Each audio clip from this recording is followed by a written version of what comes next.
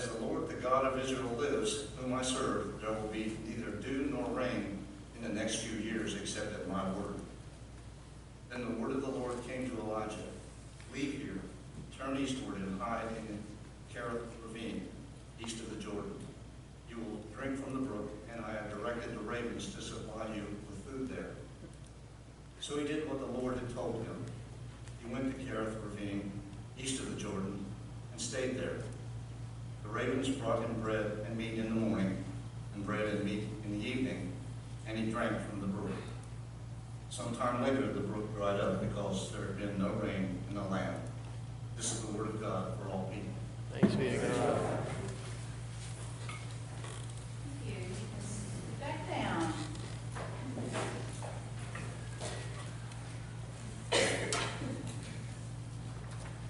Now, I know some of you in here have been to boot camp. Who's been to boot camp? You.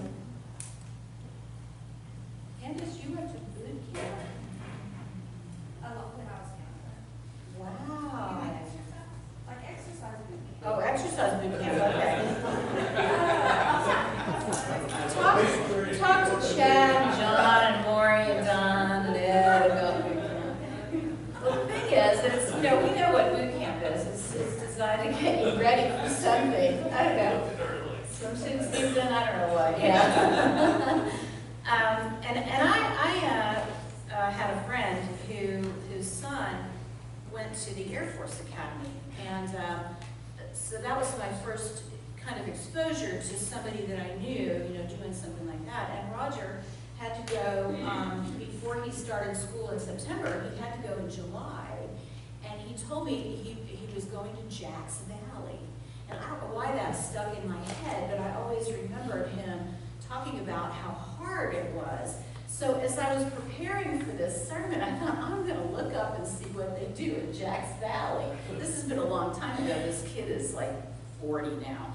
But here's what they do in Jack's Valley Boot Camp for the United States Air Force Academy.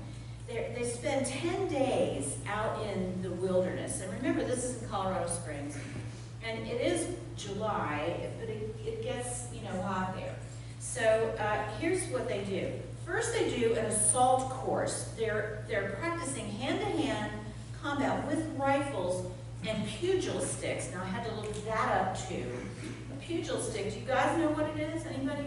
No? Oh, okay. You know what it is. It looks to be about this big and about kind of squarish, this big around, and it's padded.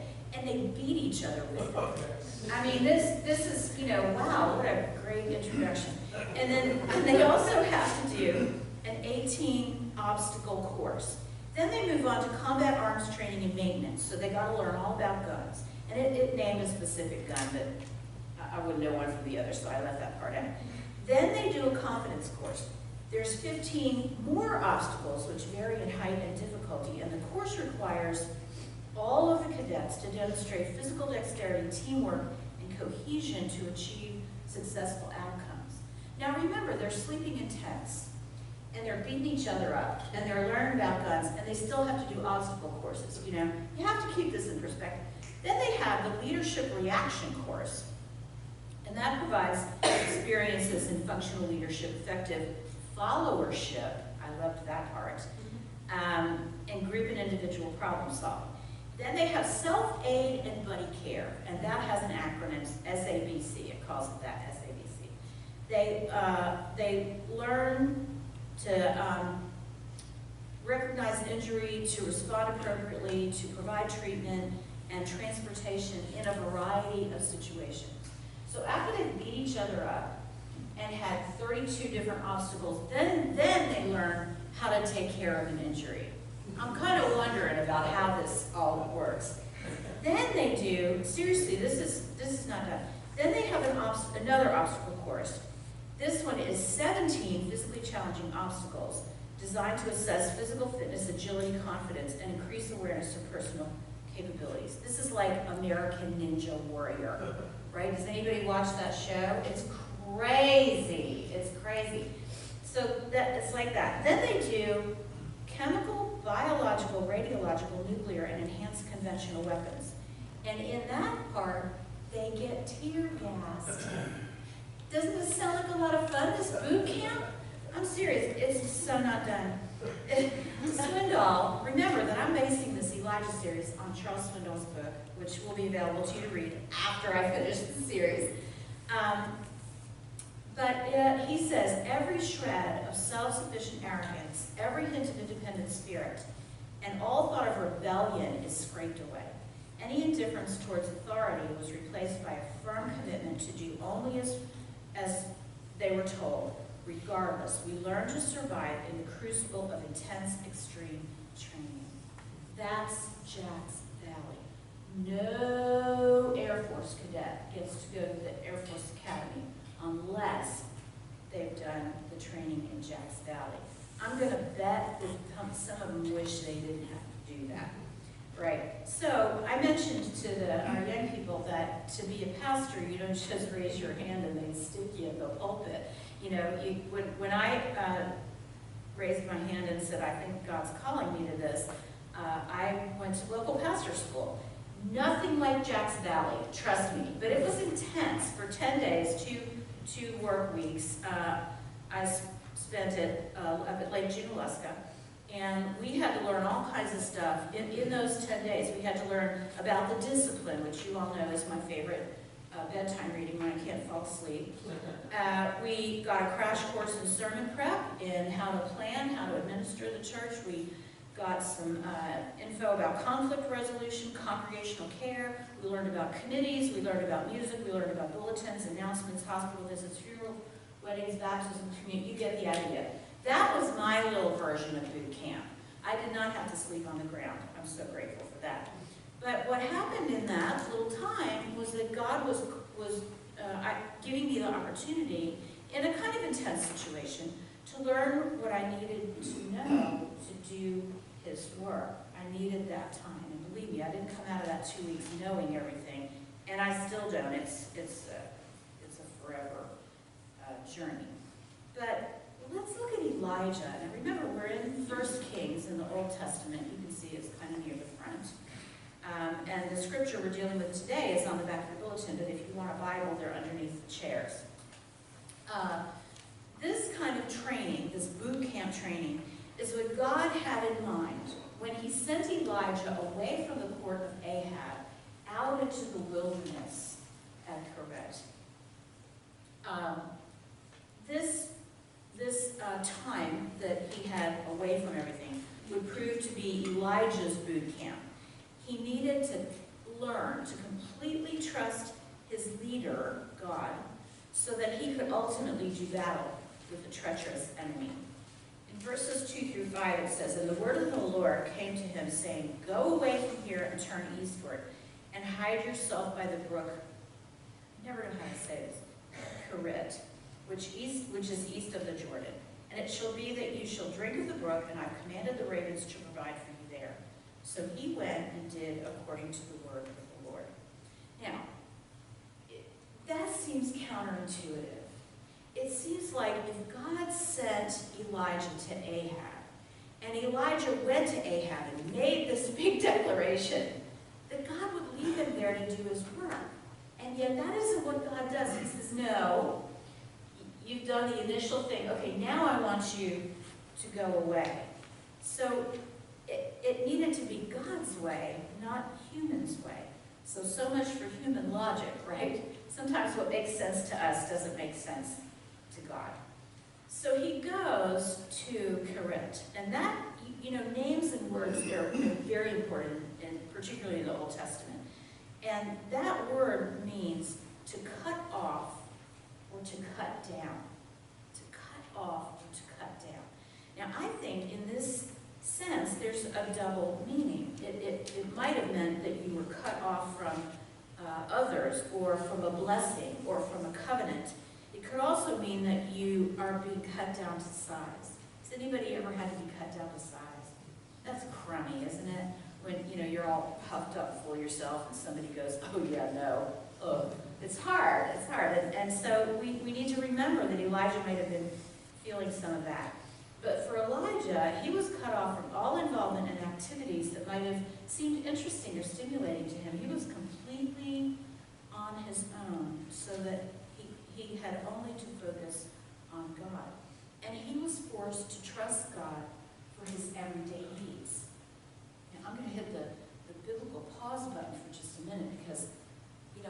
about ravens coming to feed him. And you know, when mother birds feed their baby birds, they eat stuff and then they regurgitate it. And I'm really hoping that that isn't what Elijah had to put up with. I'm hoping that the birds brought him like bread and dropped a muffin for him, right? And a burger, and dropped the burger for him, you know, because every time I read this, I think, oh, I just don't want to think too hard about how that worked. But Elijah trusted it. And he stayed alive, and he eventually did God's work. So we know that God fulfilled his promise to Elijah. God told Elijah to hide, to give up whatever was going to satisfy his pride and his ego. At the beginning of this chapter, Elijah is just from the town of Tishba, somewhere in Gilead. But by the end of the chapter, Elijah emerges as a man of God because he has spent that time learning to trust God. Elijah's response and experience, he was obedient. I'm always amazed at the people in the Bible who are obedient. He trusted that God would supply his needs, but then all of a sudden things are going along, and he notices that the brook is dwindling. The brook is dwindling down to a trickle. And before long, all that was there was kind of mushy, wet sand. And then it dried up completely.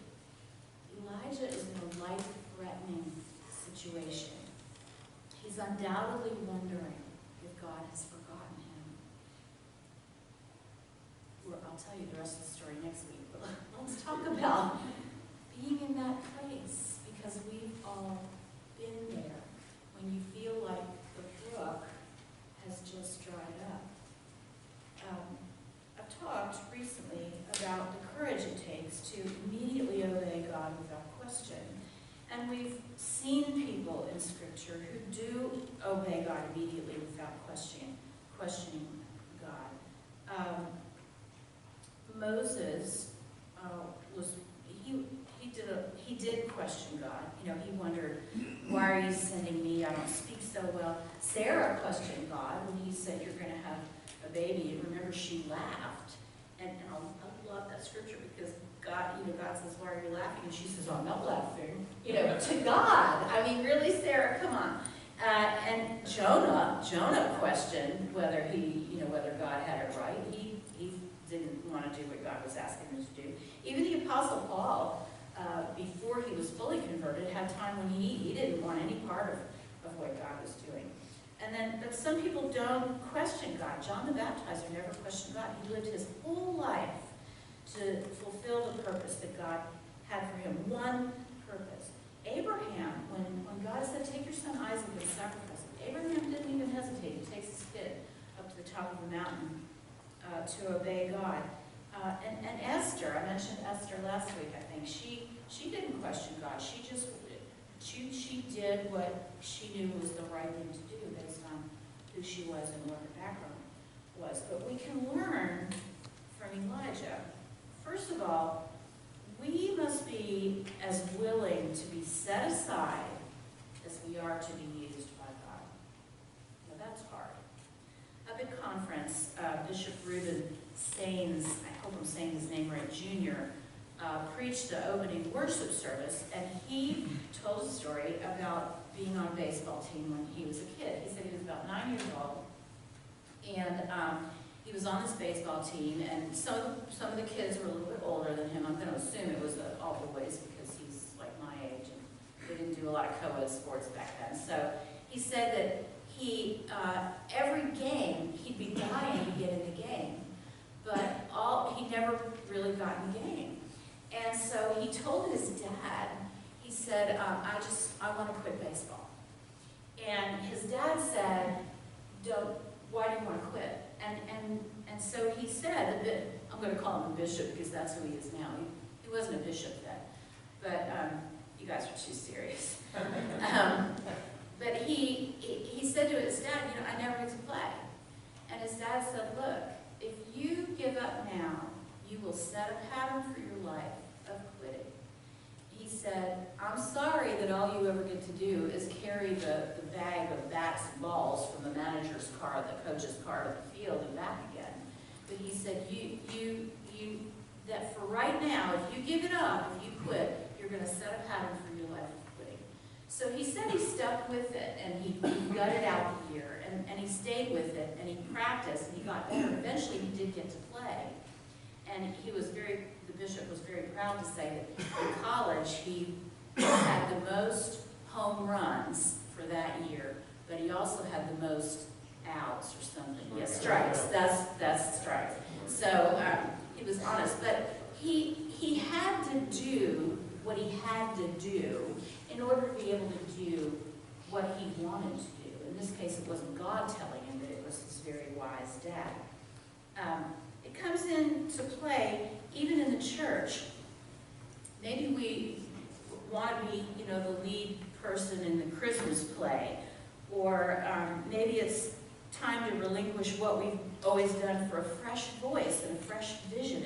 It's hard for those of us who are seasoned and have lived a lot of life to step aside and let some, I'm looking over here because a lot of our younger people are sitting right here, come in with fresh and new ideas. Sometimes God says to us, it's time to be put aside for a season.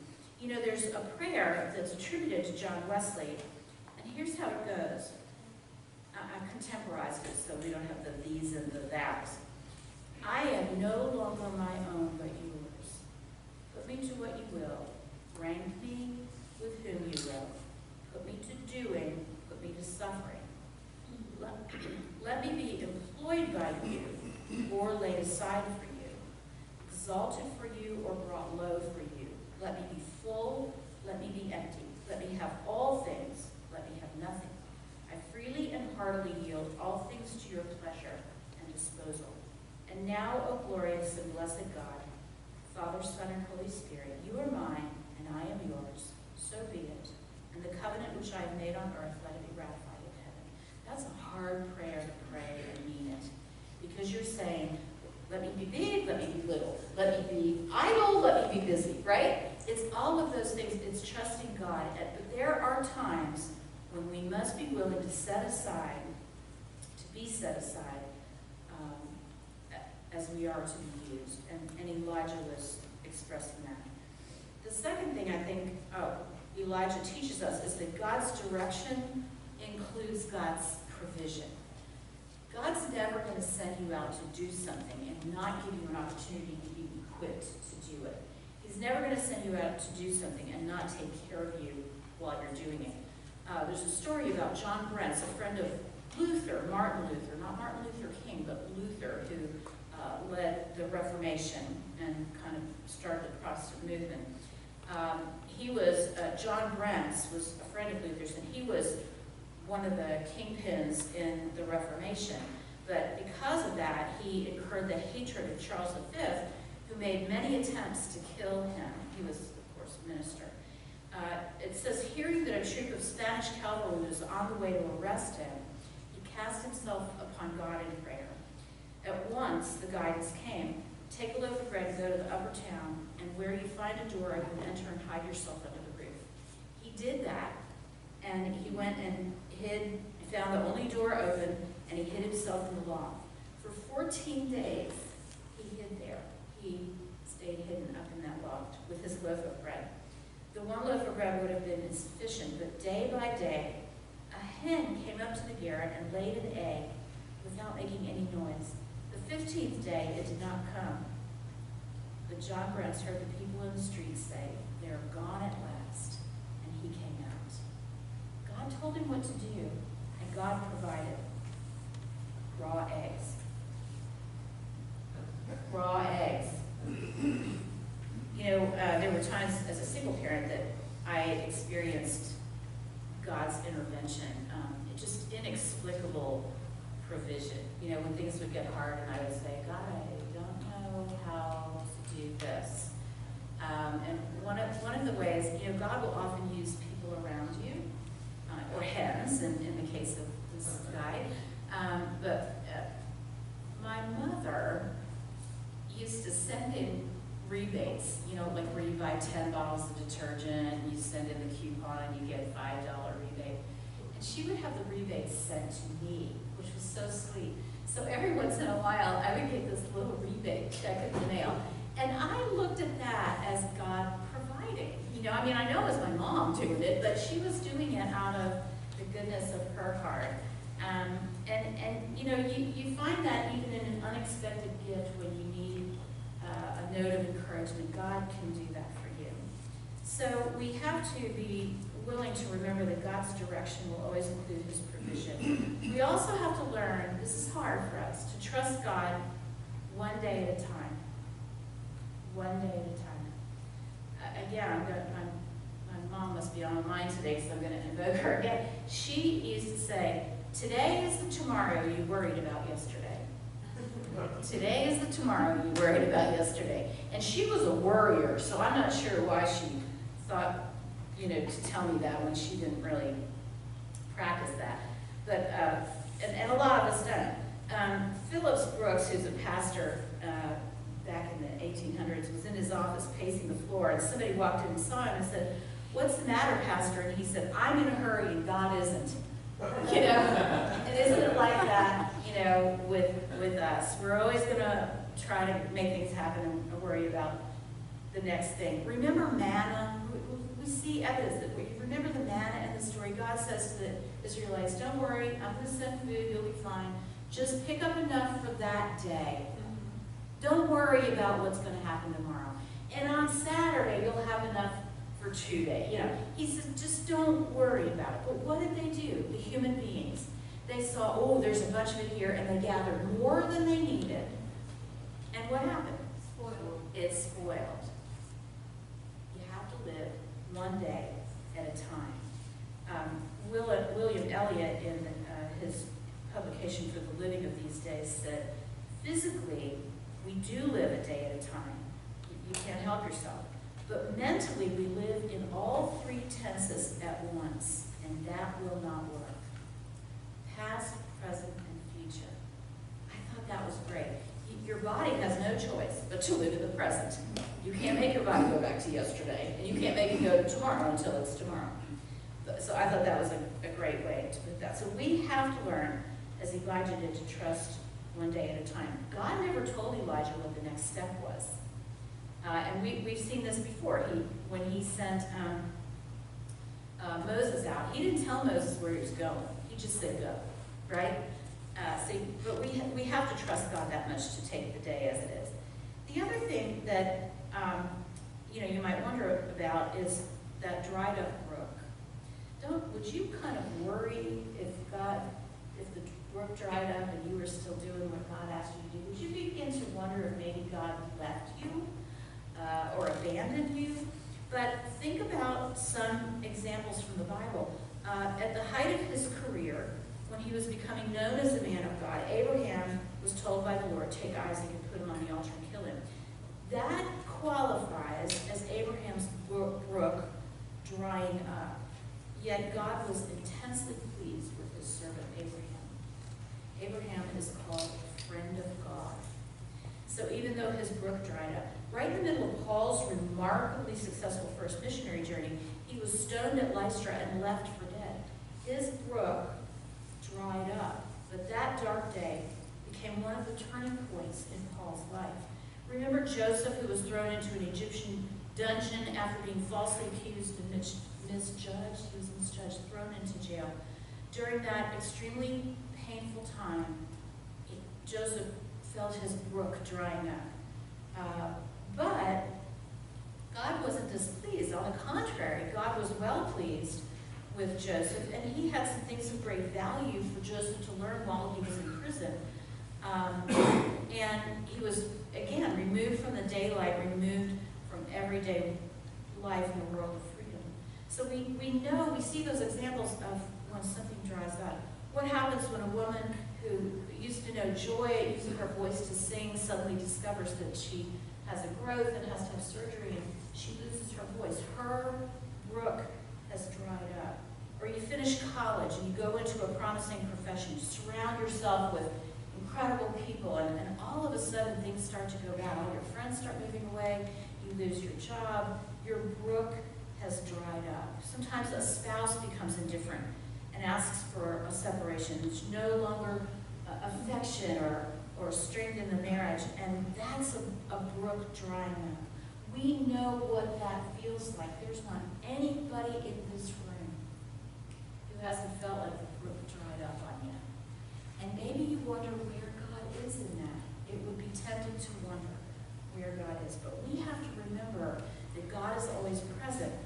We have to take God's view. God didn't cause the brook to dry up. He allowed the brook to dry up. He provided for Elijah even when that happened, and he never left Elijah. That's what we need to remember too. So when you might feel like you're in God's boot camp, maybe you're there now. Maybe you've just come out of God's boot camp. Maybe you're going into it and it's right around the corner. But it might feel hard and even impossible, but remember that God's preparing you for what might seem impossible. I know you're thinking about times in your own life, but here's what God does. He works on our pride. Might require some pruning, which is always uncomfortable, downright painful, but we learn to trust. We learn to submit ourselves when God is working on our pride. He also will work on our fear. But when we're in the wilderness or we're hiding from something, it's often because of fear. But as we learn to overcome that fear by trusting God, then we have the strength to walk by faith. And, I think a lot about, and I talk a lot, about what God is doing here at Wesley, and I don't know. I almost feel like He's sent us into the wilderness for a while because I can't see what's coming next. And I realize that sometimes I get afraid. I think, oh my gosh, what if He's not going to do something here? What if we're messing up? What if we're going the wrong way? But you can't go there. You have to trust what God's doing in this day and learn to let that fear go by the wayside. So another reaction that is possible, we don't see any of this in Elijah, but a reaction to boot camp might be resentment.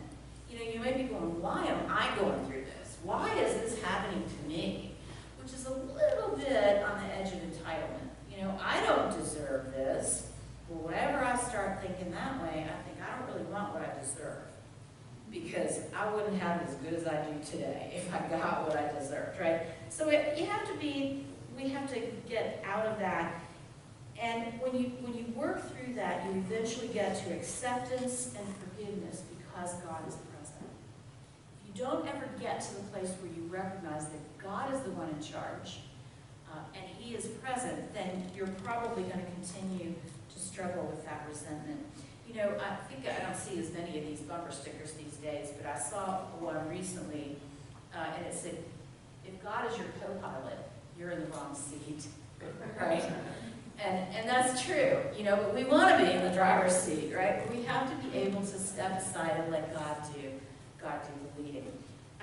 God also uses our boot camp to break through our layer of long-standing habits, those deep-seated attitudes that we've formed over time, and we all have them. We all have habits. When our inner being is being renovated, some of those habits have to go. I'll tell you, I know I am a creature of habit, and I know this because whenever they rearrange the aisles in the grocery store, I go ballistic. Because when I know where everything is, I can get in and out. When I have to go looking for stuff, I need a sandwich. I'm there for so long. So I accept that I'm a creature of habit.